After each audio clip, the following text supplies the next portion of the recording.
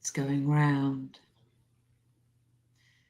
Good afternoon, everybody, and welcome to No More Pea Soup with me, Fiona Ross, the Queen of Kings.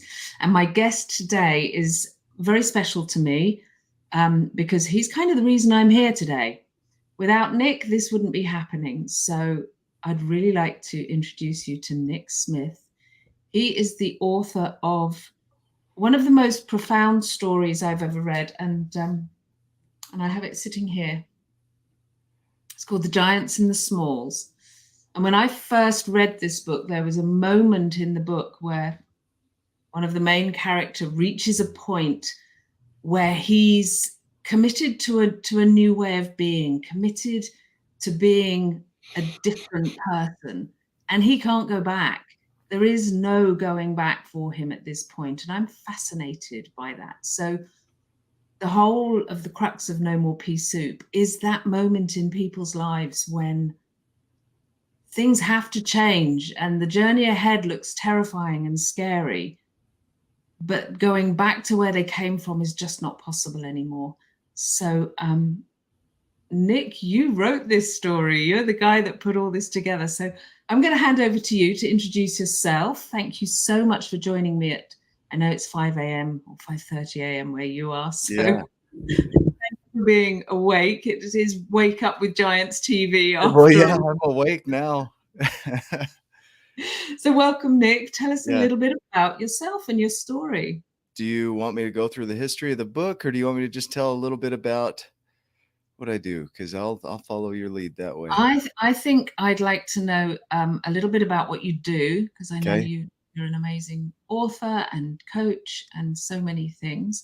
Yeah. Um, and then go into that moment of when you decided that living the way you'd been living wasn't right for you anymore, and you Yeah. needed to be a giant. Yeah. It's been a long journey, so I'll go into that. I'm Nicolas Smith. I've got 4 kids, and just raising them right now is one of the biggest things that I'm doing. And wrote the book in 2009. So I'm an author, I'm a coach, I'm a trainer and speaker, and I teach the 12 journeys. So I teach people how to go through the giants journeys, which are moving out of that unconscious state that we're all in, and moving into a space where we're continually looking for spaces where we're playing small and growing out of that. And so I love to write. I love to write poetry. I've got more books out there. Some I haven't published, some I have. I've got The Art of Accomplishment, that is a book that I published in 2011. You can get that on Audible. And I have a master's degree in industrial psychology, and so I can read minds, which is pretty awesome. So no, I really enjoy diving into personal development and why our brains do what they do in our bodies, and how to work with that to create change in life. And so I've been intrigued by that for as long as I can remember. I remember at 18 years old, I wanted to be like Tony Robbins. And so that was kind of my vision, is I want to be that guy. I want to be him. Yeah. And And you use a really interesting word in there, that that unconscious, living at that unconscious level, yeah, where people are just kind of going through the motions, feeling powerless, that life is happening to them. And what I'm hearing and what you're saying is that isn't the case.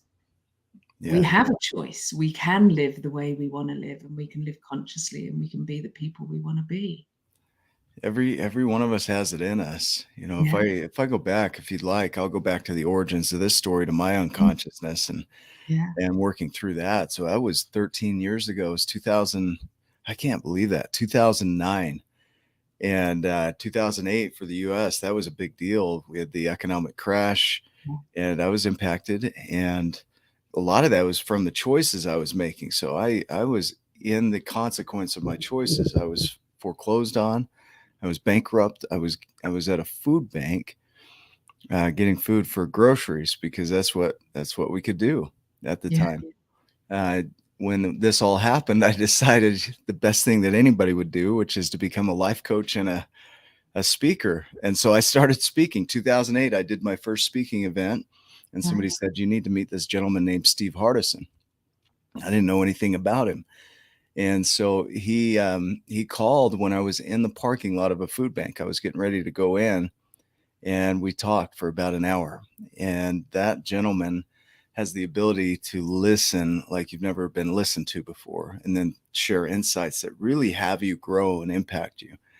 And so, in a sense, he put me on his shoulders that day and showed me a new way of seeing the world. And there's a question in the book that I put in there from him. It's directly from him. And that's when they're sitting in the home, and Rit's eating all this food, and he's getting ready to go work in the garden. And he asks the giant, "Can you?" And he says, "Yes," before he can finish. He says, how can you say yes if you don't know what I'm going to ask? And he said, "There's nothing that you can ask that's bigger than me." Well, that's a direct quote from Steve Hardison. That's what he said in that parking lot. Yeah. And that impacted me.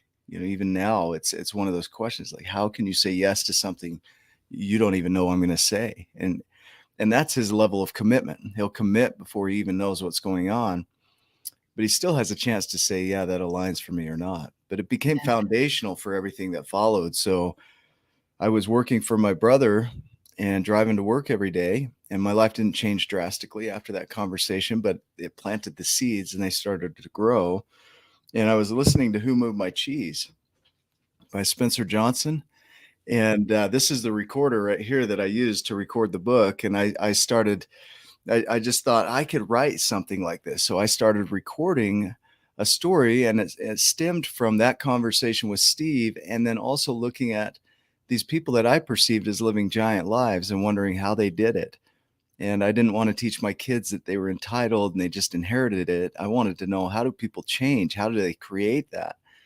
And so I would record it in as I would drive to work and share it with them. I'd come home and share it with my kids, who were little at the time, and they would start saying, "I'm a giant. I'm going to do giant things." And then we'd ask the question, what would a giant do? What would a small do, with things that they were scared to do? And they would start Yeah. doing them. So it really impacted me to see them take it on. And I started living into it. It took time. It took a lot of time for this to come about, because in 2011, I put everything down and went back to school, set the Right. book aside, had it written by then, started working full time because that's what I needed to do. And in 2018, I picked it back up when I was going through a hard time with my ex, and we were working toward divorce at that time. So I started paying for the illustrations, started working on the book again, and in 2019 had everything finished, and we got divorced in 2019, and that became the catalyst for everything that followed that. So it wasn't like I just had this conversation and then I was changed. It took a lot of time for me to develop and grow, and that's not necessarily the case for everybody. It's just No. that was my path.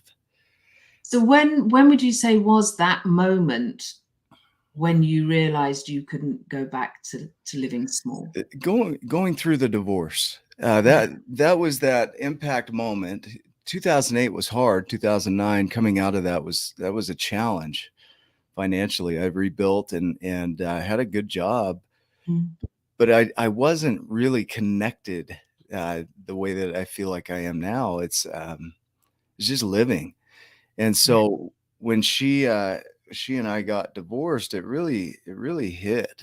That was a dark time in my life. I felt lower than uh, I don't know. It was depressing. I needed something to keep me here. And so I picked up the book and really dove into that, and working through the emotions. In 2017, I was diagnosed with generalized anxiety disorder.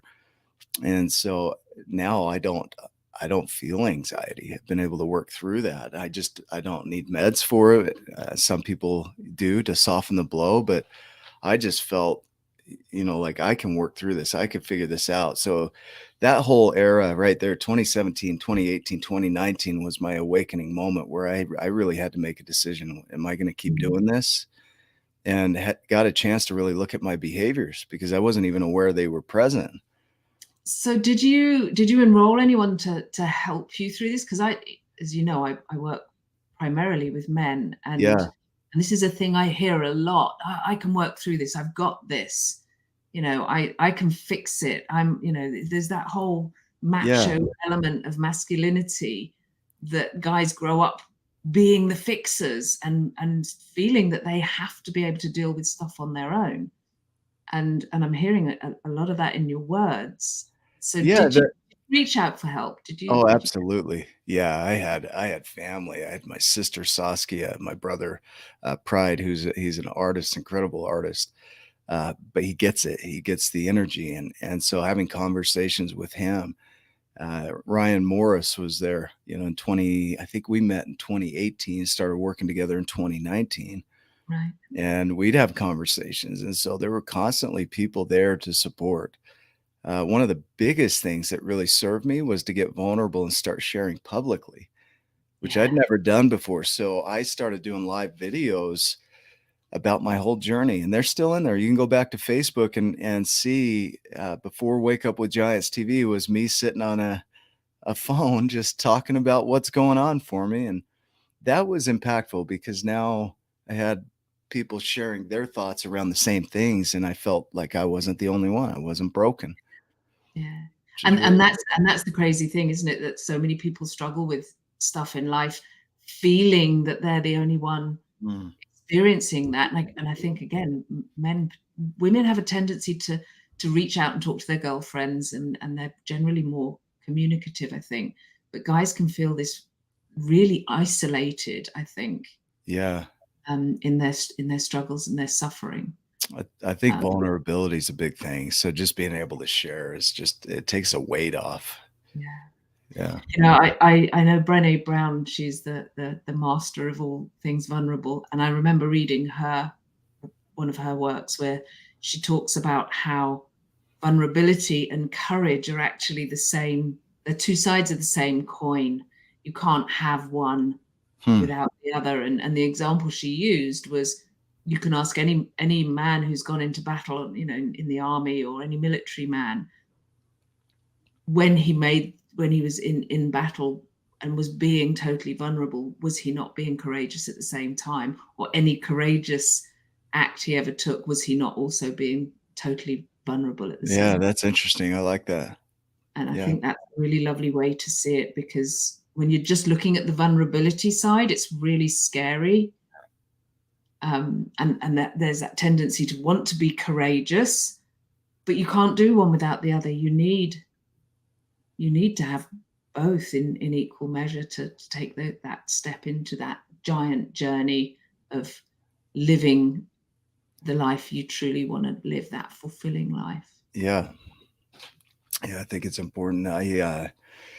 Talk about the unconscious journey that we go into and we don't even know we do it, but it's at a level that's beyond subconscious. It's that the traumas, the neglect, the origins of all the deep, deep emotions that we face. And it's really hard to work on it when you don't know it's even there. And the Mm, story, I started at that point with my character because that's where most of us start our journeys, is we don't even know what we don't know. Rit yeah. was oblivious. He was blissfully ignorant to the world around him. And that's how I was. I was thinking that things were happening to me. And as I got vulnerable, I was able to bring those to the surface. So that vulnerability is just opening up. And then they started to come to the surface where I could work on them. But a lot of Right. it I didn't know was there until I started sharing it, started talking about it. So what were the symptoms of your unhappiness, or your what's the right word? Do How you need was life? Yeah, life was hard. It Right. it was depression. So, and I've learned some things around depression that I think are very useful. It's a useful tool, very useful tool. Maybe we can talk about that. I'll Yeah, love explain to hear why. it. Anxiety like you wouldn't believe, just deep levels of it, feeling like the world was unraveling, like the other foot was about to drop is kind of a phrase that we use, Mm, and the other shoe is about to drop. Not feeling safe, even with myself, feeling uncertain, insecure, like big amounts of insecurity. Um, it affected work, it affected relationships, all of it. So it was pretty dark. There were times I don't want to get out of bed. I just just wanted to hide, sit in a room. I went from being married and living in a pretty decent house, and was back in my brother's basement in a single bedroom, and after all these years and all this work, and it's like, really, we're here. So a lot of judgment. I think that's what we do too as men, is we judge ourselves. And maybe it's not just men, it's just this judgment of I'm not this, or I am that. But it's all negative. It's really Yeah, heavy. shame Yeah, a lot of shame. and comparison, I guess, of and that moment of you sitting there at the food bank and looking at these people who appeared to be doing so well, and that question of, well, what am I doing wrong? Why aren't I there? How did I get to lose Yeah. so much? Well, and the story, that idea there, that comparison, is a big thing. And the story, he looks up at the giants and he starts asking those questions, like, how Mm. did they get so big? And people around him are saying things like, you can't do that. They're special. They're unique. You're not.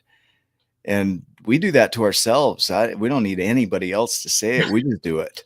It's like, oh, I'm pretty efficient at telling myself how not good I am. Yeah. And And when we swim in that water with yeah, other people who just reinforce that belief because they're living correct. Yeah. the same way. Yeah, it's not about one group against another either. It's just individually we're all doing that, and then we align with people that are doing the same thing, and then you have a group of people doing the same thing, and so there's no growth. No. But the reality is that's just not true. None of that is true. It's just a story. It's a truth, sure. It's a relative truth, but it's a story that we've bought into. It's no different from the book. It's just one of those. It's just not in hardcover or paperback edition yet. Yeah. Yeah, Yeah, yeah. And so did you find that as you started on this, what I call an intrepid journey? I love the word intrepid. yeah. It means a lot to me. This kind of journey that you're fearful, you don't know what lies ahead.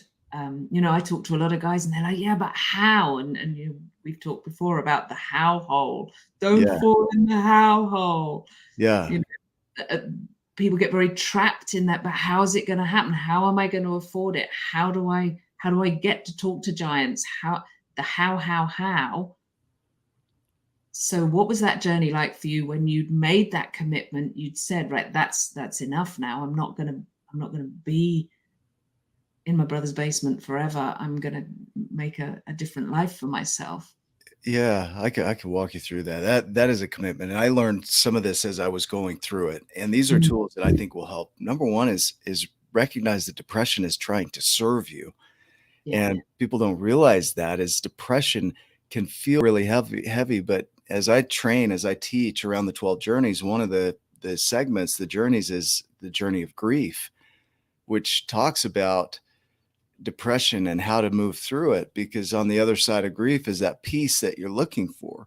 yeah, There's a guy named Hugh Jacobson that's in our group that his daughter was she passed away quite a while ago, but to work through that grief cycle, he states that you come to the space of loving what is.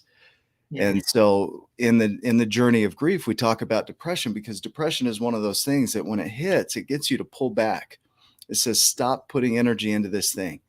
And I'll talk yes, about anxiety too, but depression has you stop putting energy into something and really step back and look at reality like it is and reflect on it. And we have 50,000 to 70,000 thoughts a day. So if you want to talk about getting stuck in a rumination cycle and a how and a why am I this, you will never run out of thoughts and support for why you are that. But mm, rumination or reflection is part of the journey that gets you to really reflect on your behaviors and your thoughts so that you can change them. Because if you don't reflect and you don't look at it and have reverence for it, which is another segment of depression, then there's no change. There's no way to come out of that. So you get stuck in the cycle. And a lot of people take their lives in that space because it's yeah, so heavy. The emotions are heavy in that space. We feel hopeless. It's interesting that happiness tends to occur when we're in our delusion, and it's this idea that we're working towards something rather than facing reality as it is. A lot of comedians, they're realists, so they find mm, humor in the reality, yeah, and they often tend to be really depressed, like Robin Williams.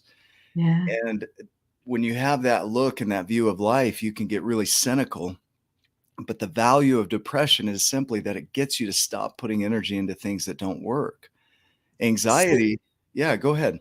just wanted to highlight that part about the vision and the imagination being the happy place, Yeah, yeah. and how important having something else to be aiming for drives us on. And happiness is an emotion just like anything else. So it's Yeah. meant to be fleeting. It's not meant to be permanent. No. So otherwise we wouldn't pursue it. But the No. vision helps you to feel that happiness as you pursue the vision, which in a sense is a delusion because it doesn't exist yet. Not that it's a negative delusion, it just simply isn't in your reality. Your reality is your reality, but the vision is what gives you something to work toward. And so the happiness is experienced as you work toward it. Depression is simply felt when things that you're doing are no longer serving you. So it's a barometer. Yeah, yeah. It's just a Uh, barometer of Lisa what's going Feldman Barrett, she talks about depression being one of those things that when you don't feel like you're living up to your own ideals, then you feel depressed. When you feel like you don't live up to the ideals of others, you feel anxiety. And on. they're Nice. they're both powerful. They're both powerful if we'll use them as that. But we're And they taught both have messages they do. Yeah. to tell you to make some change. Make some change. Yeah. Yeah. The anxiety also is predicting out into the future and then predicting a negative outcome and then acting as though that outcome is real right now. And I Mm. learned from Barry McDonough's work. His book Dare is one of the best that I've ever read on managing anxiety. And he says you diffuse it, you allow it, you run toward it, and then you engage with your vision. So every time you re-engage with your vision, now you're moving into that space of not ignoring what's present, but just Mm. creating your life differently. And that's how the mind works. And this whole book is designed around that is that journey from going to from that unconsciousness to awareness and then immediately into grief or depression or anxiety about what's next.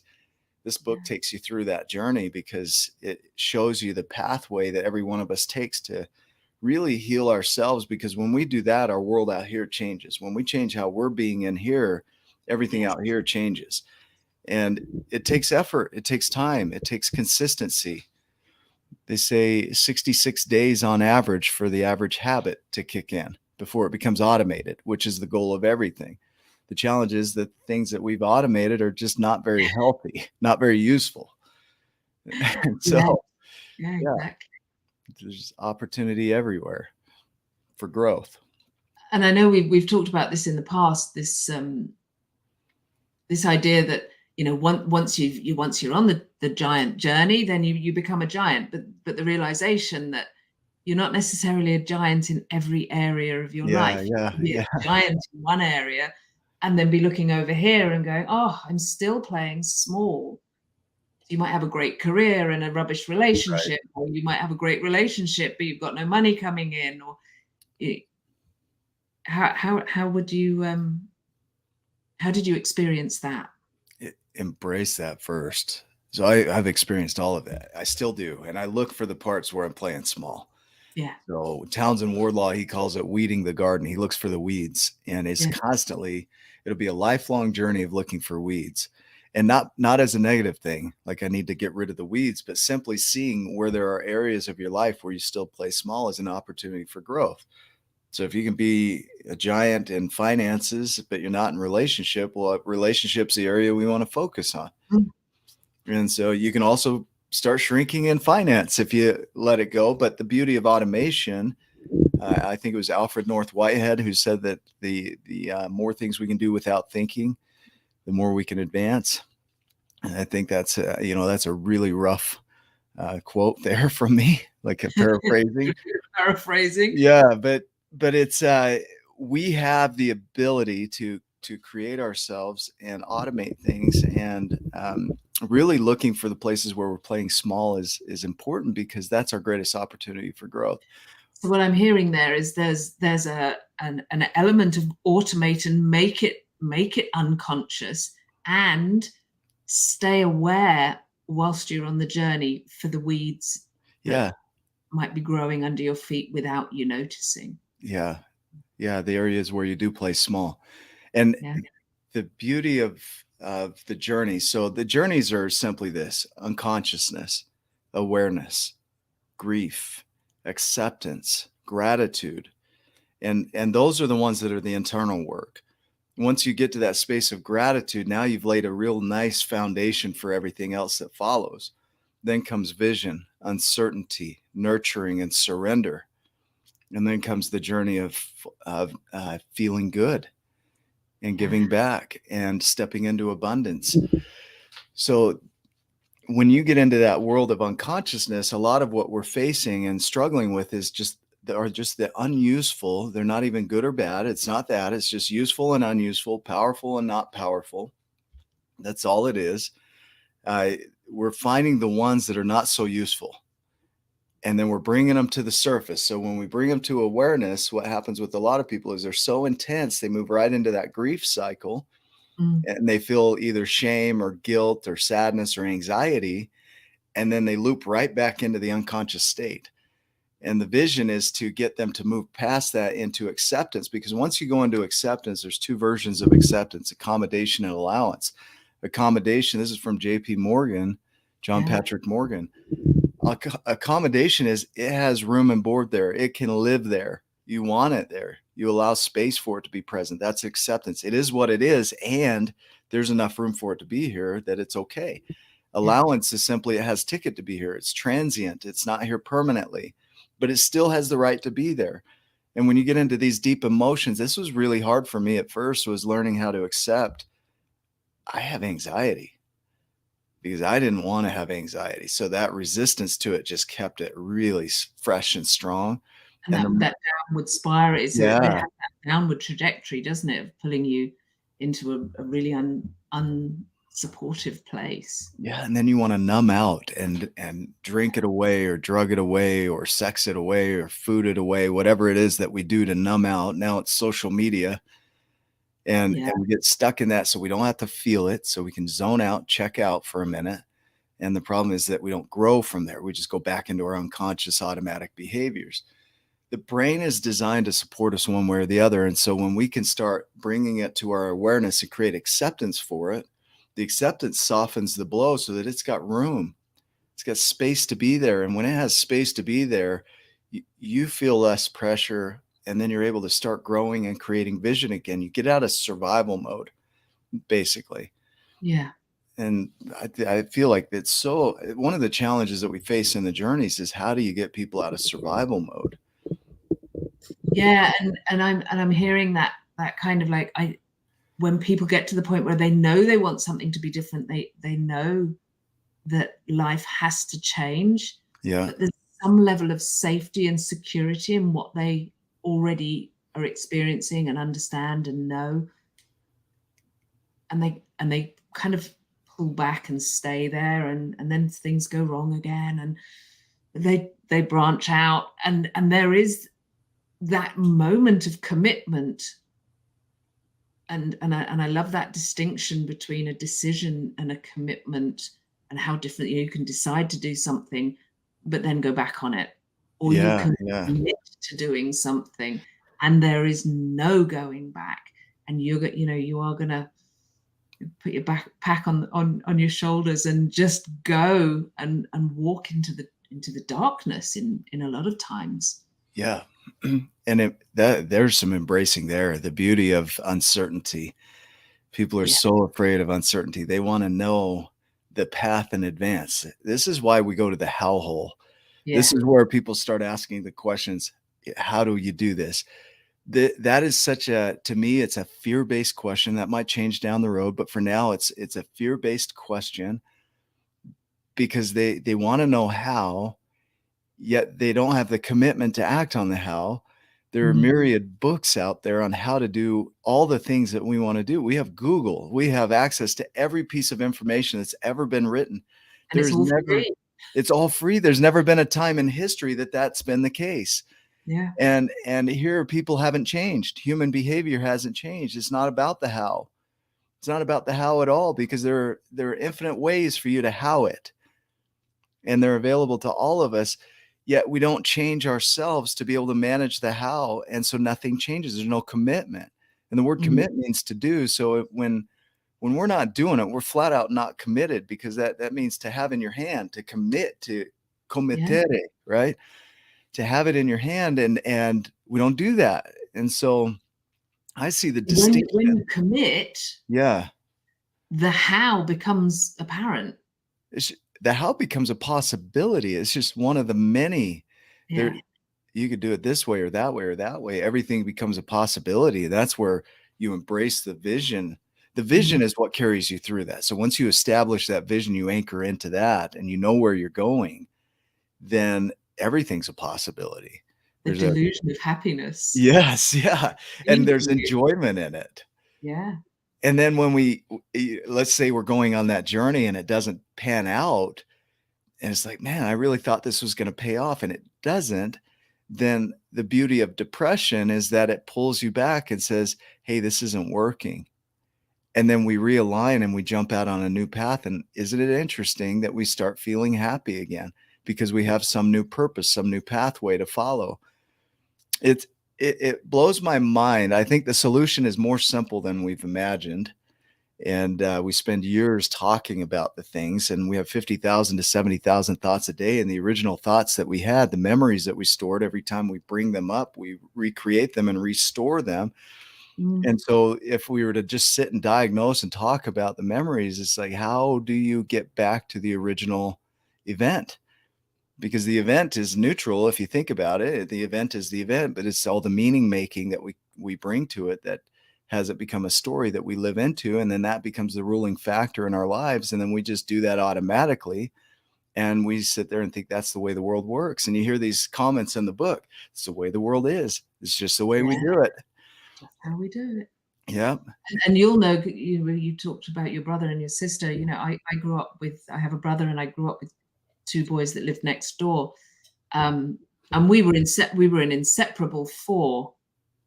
And it, on the occasions in our adult lives where we've actually got together, we remember different things.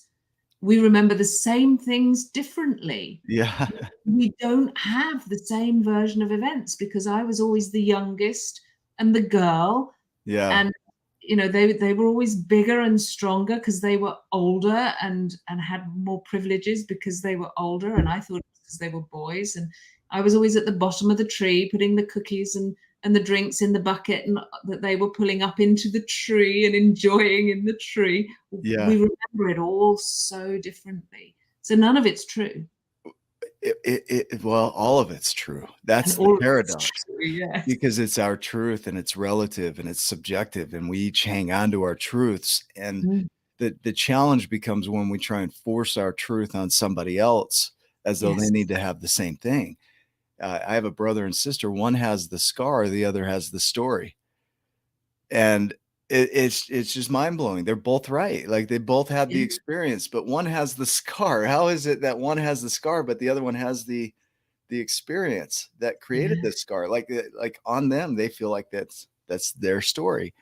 Yes. And it's still, it doesn't change just because we're adults. It's just we're still facing those inner child developmental processes as adults, and we're still ill-equipped to handle them. And so people are running through life like adults. They have big bodies, they have adult bodies, but they're still playing childish games. They're still emotionally underdeveloped.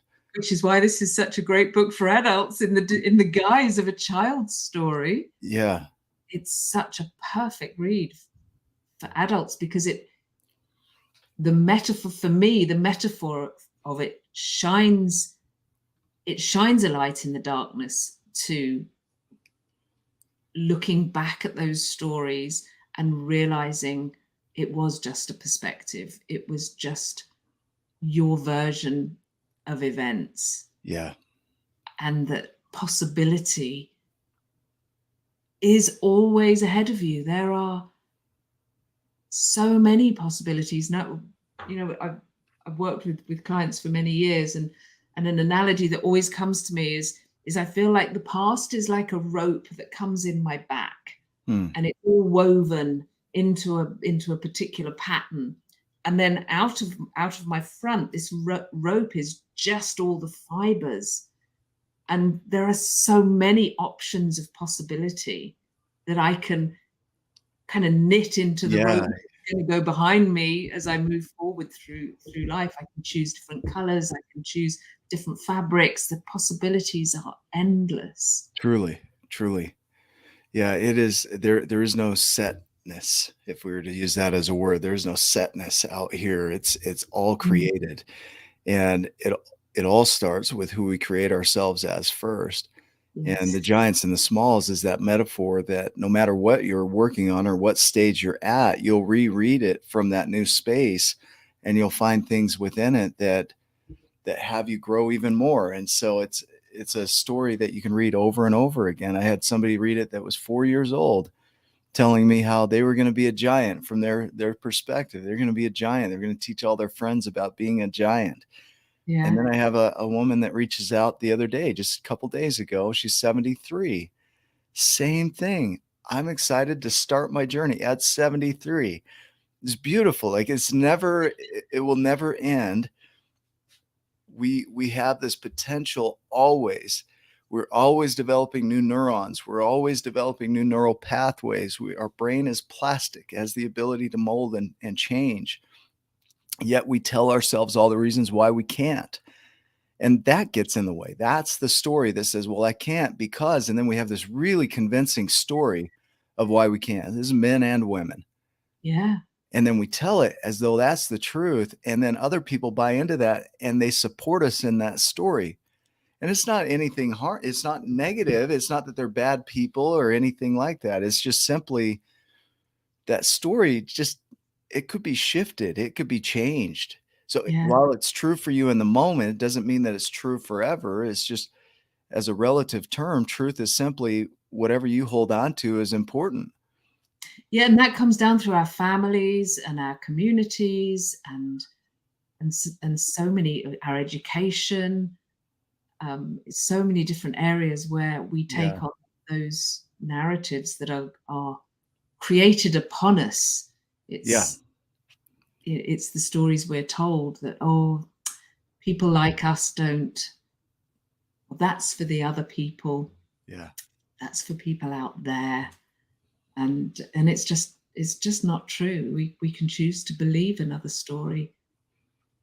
We can. And the biggest challenge I think that I faced through it was working with the emotions and accepting the emotions that come up, the Mm. adrenaline that runs through the body, the depression, that energetic low is really intense. And creating space for that was the best thing that happened, was and, allowance.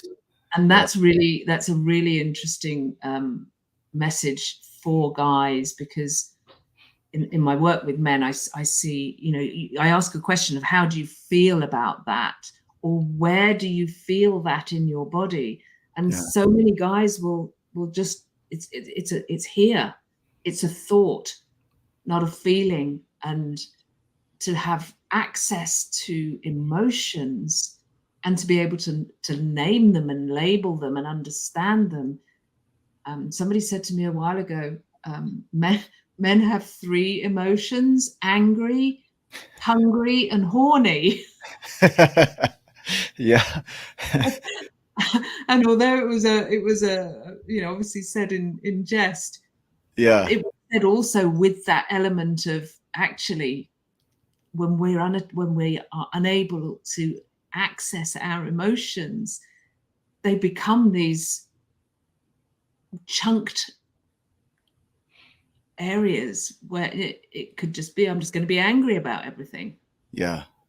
rather than that's frustrating or disappointing, or one of the myriad of emotions that are available to us, because we don't have the language to identify them and actually feel into them and realize they're also part of that barometer of telling us what's going on.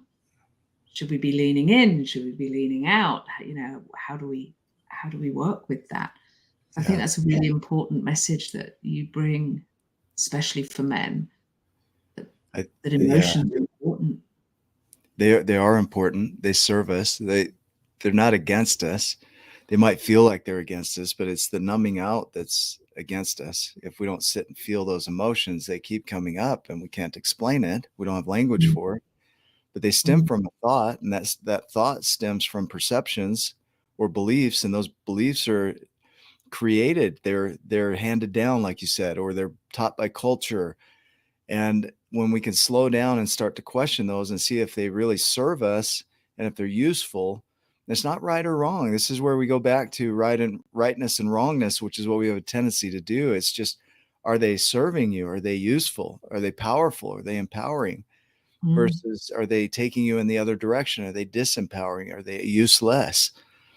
And the emotion is simply telling you where your thoughts are, because the emotion is triggered by a thought, Yes. and your body's just supporting you to get you into action or inaction. So depression is inaction, and anxiety would be getting ready for that fight or flight, getting ready Mm, to fight the fight, basically. But sometimes we don't even have to do that. We just have to let the emotion run its course, and it'll pass. It's a chemical, so it'll pass. But we get stuck in this cycle. That's where I got stuck, is in the cycle of it would pass, and then I'd bring it up again and I'd bring it up again, and it would be this cycle of just feeling adrenaline 24 hours a day. The only time I got reprieve was when I would sleep or numb out. And yeah. so that's what we do. But when you sit in it, when you really sit in it and shine the light on your emotion, there's not really anything there. There's nothing to shine a light on, because there's no substance to it, truthfully, even though it feels like there is. It's just, It's a sensation on your body. yeah, And it's either, it becomes quite binary. It's either, oh, I like that sensation, so I'm going to move towards it, or I don't like that sensation and I'm going to move away from it. yeah.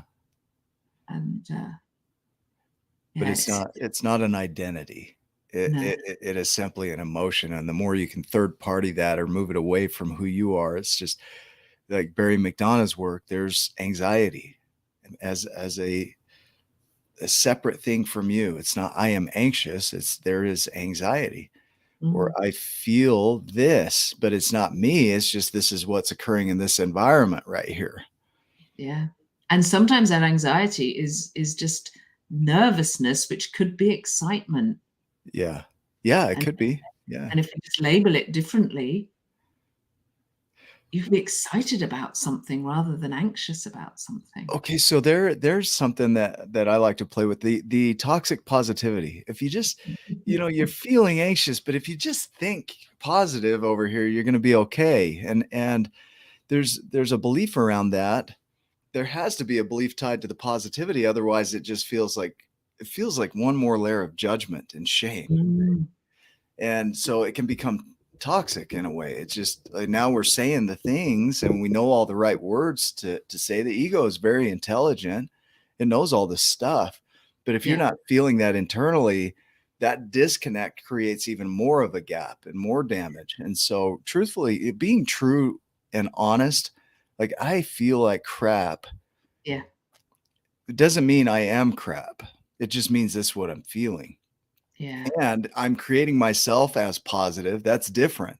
That means I'm leaning into becoming that. Even if I'm not that right now, I'm leaning into it and creating myself as that. And that's kind of the giant's journey, is different from saying you are that when you're not. Does that make sense? absolutely. And it comes back to the locus of control of when you are being something, you are ultimately in control of it. But when you are putting that locus of control outside of yourself, Yeah, you become the victim to it. right. And then at some point, the victim becomes the perpetrator in Yeah, their victimness. And there's a point where taking ownership of your story, you stop making yourself the victim, which can, in some cases, be harmful to others because of our victimness. It's like, yeah. it's a weird paradox. It's like we become the thing that we're resisting and don't want to become, or the thing that And, hurt us. and you hear a lot of, I have clients and they say, I've read all these books and I've done all these courses and like you say, sometimes it can become toxic and it can make you feel worse because you Mm, just think, am I ever going to get there? yeah. Am I ever going to be okay? And bringing that back to who you're being gives you a sense of agency, I suppose. I don't like to use the word control because it feels like you're kind of wrestling something into place, but there's an ease in the agency Yeah. of being, and understanding that you are creating everything. Yeah. Whether you're It aware of it or not, right? was interesting. I went to I took my son out he's at university, and I went down to his university, and we went out for dinner. And it was Sunday evening. It was 5 o'clock. It was not a busy time. And so I didn't book a table anywhere. I just figured we'd just go downtown and wander into a myriad of restaurants and find one we like the look of. And we Yeah. walked into the first restaurant. It was an Italian restaurant. And I said, I'd like a table for two. And the guy looked, and he looked at the computer, and he went, I'm really sorry. He said, we've got no spots at all. We're fully booked. And the restaurant was kind of empty. And I was, really? It's you've got no tables? They're all just about to arrive. And so, no, I can't give you a table. So okay. And we went to another restaurant. Exactly the same thing happened again. He looked at the computer. No, I'm sorry, we're fully booked. They're all just about to come. And again, there were tables in the restaurant. So we walked into the third restaurant, and kind of glibly, I just said to my son, you better ask, because clearly I don't have the magic today. And the guy looked again at the system, and he went, rubbed his chin a little, and he went, yeah, okay, I can seat you over here. And we had a lovely dinner, and on the journey home, I was driving back, and I was thinking to myself, how did I not create a table in that first restaurant? What was my beingness that didn't, because there were clearly tables, and we know that you can have bookings, but you're not going to get 100% of the people turning up for the bookings that they've made. Yeah. So how could I have been different and created the table that I wanted in that first restaurant we went into? And it's a very empowering sensation to realize that is down to me, because Yeah. I could have gone in differently, and I could have asked to speak to the manager and questioned whether they really felt that all of those people were going to show up. Yeah. There were many different tacks I could have taken. I just went into an acceptance of, oh, okay, you don't have any tables. And it was my being that created that, not anything else. And as a possibility, even if it didn't pan out, you could have created yourself in such a way that you would have found another solution, maybe at the next restaurant or the next. And we tend to accept that, well, it is what it is, and that I have no say. Yes. I have no say. And that's also a belief system that we've developed over time that, well, I can't step out of line. I can't question authority. And in some sense, that would be the authority. Yeah. The beauty of all of it is that's all made up. Like, Exactly. truthfully, yeah. So Yeah. we can truly create ourselves any way we'd like. And the book, there were a few people that read the book and they gave it a 1-star review because it came from the space, and I can understand from where they are. Yeah. It's about one group against another group, and it's not. It's not about that. It's an internal journey about our own potentials. So if people are taking it and putting it into the realm of being one group against another, then you're reading it in a space that isn't very serving, I think. Well, they're creating the story themselves Yeah. through their understanding of their reality, I guess. Well, and truthfully, it's this internal dialogue that we each have. We have that internal conversation of playing small. We have the Yeah. internal conversation of playing giant. And it's not about judgment of one's right and one's wrong. It's simply you have opportunity to grow, and there are ways to do that. So if you don't want to do that, there are smalls in my story. They Yeah. stay small. They play that small life, and that's okay. Yeah. And in that story about the restaurants, I was being unconscious, and I was playing small Yeah. as I was walking into those restaurants. I didn't walk in as a giant. But there's no shame in that. Like No, if we go into the space of shame, yeah, it's just simply what you were doing. So there's yeah, no shame in it. There's just an opportunity for growth. That's what the book is about. It's not about shaming yourself because, oh, I didn't do a giant thing. Well, No. but I would imagine that people will do that. They'll take it and be like, well, you're not being very giant, and they'll use it as a Stick. swatter, basically. Yeah, a stick. Yeah. Yeah. So I'm curious now, Nick, to dig a little bit into your giant creations moving forward. Yeah. I know Yeah. you've been on an intrepid journey recently. Yeah. There's a vision. So we have a vision to impact 100 million lives globally. And one of the methods that will do that, one is through selling the book. The other is through a movie, a Pixar style movie, Disney style movie.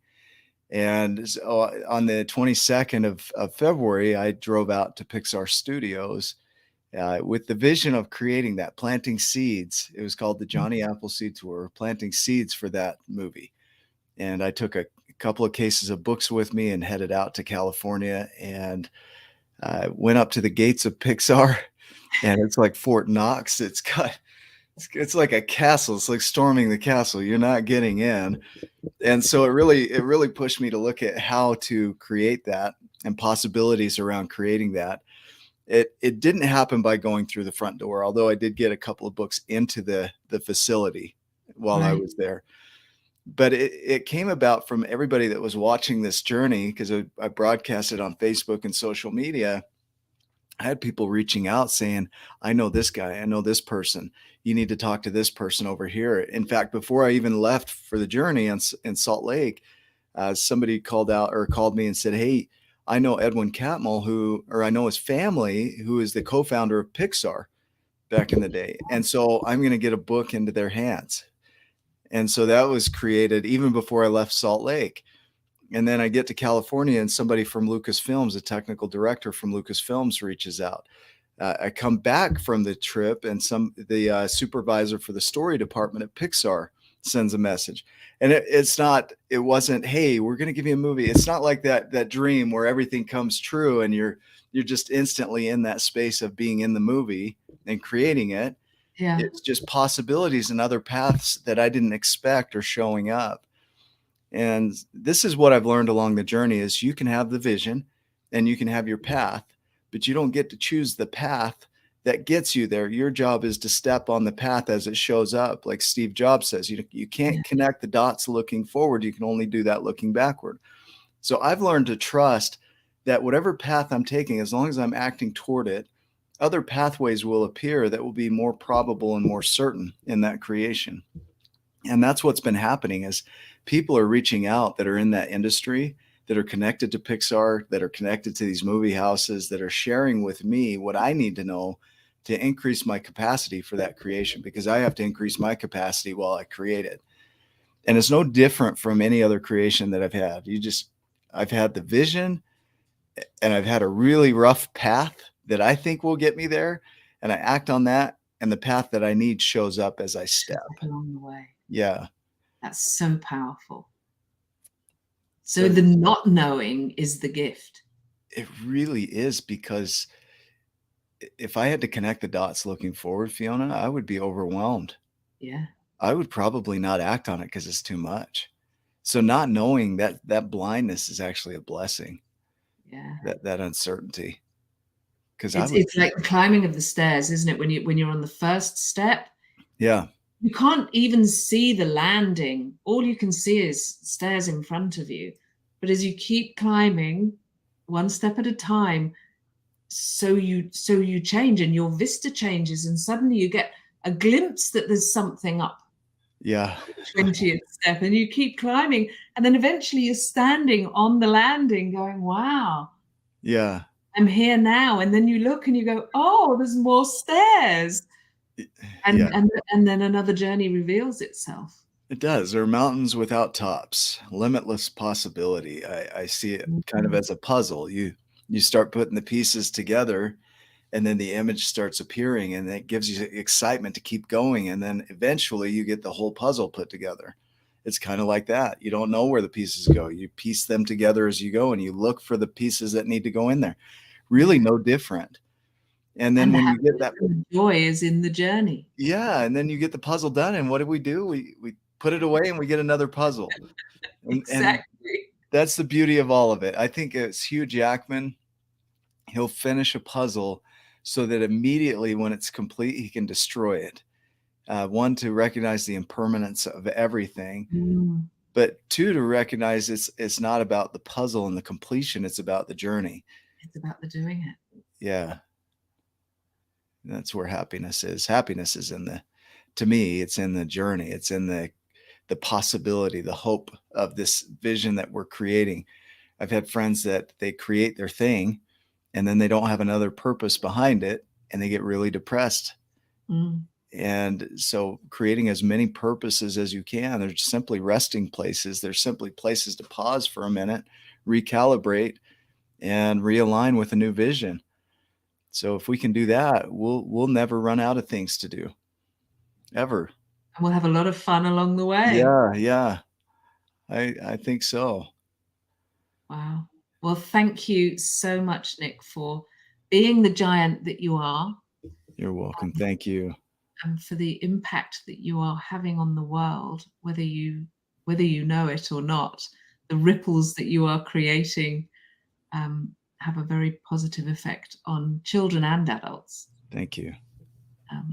So thank you so much for your time today. If there was one thing that you wanted to share with, and I'm going to say the men out there because that's my bag, what would be the one thing that you would share to a man who maybe is in the position that you were in one area or another of his life? Yeah, I would say be okay with what is. It doesn't mean that it's going to stay that way. It Yeah. doesn't mean that that's your future. It just simply means it is what it is. And the more at peace we can get with what is, the more opportunity we have for growth. It's our resistance that's in the way. It's that not wanting it to be what it is that gets in the way. But it is what it is. Like, truthfully, if we'll step back from it and look at it, you can't deny that it is what it is. That's simply it. Yeah. So that allowance for it to be that gives you can create peace there. And once you've created that peace, you get empowered because you get your brain back and you get your heart back, and the combination of the two creates possibility everywhere. So the more at peace you can get with what is and accept that, the more opportunity you have to grow out of that, to shift it and transform it. So I would say just love what is, Oh, what is. That's beautiful. Thank you, Nick. Thank you so much. You're And welcome. in 2 weeks' time, I will be live again. And I'll be posting out about a very special guest who's going to be joining me talking all about courage. Thank you, Nick. Thank Talk soon. you. Take care.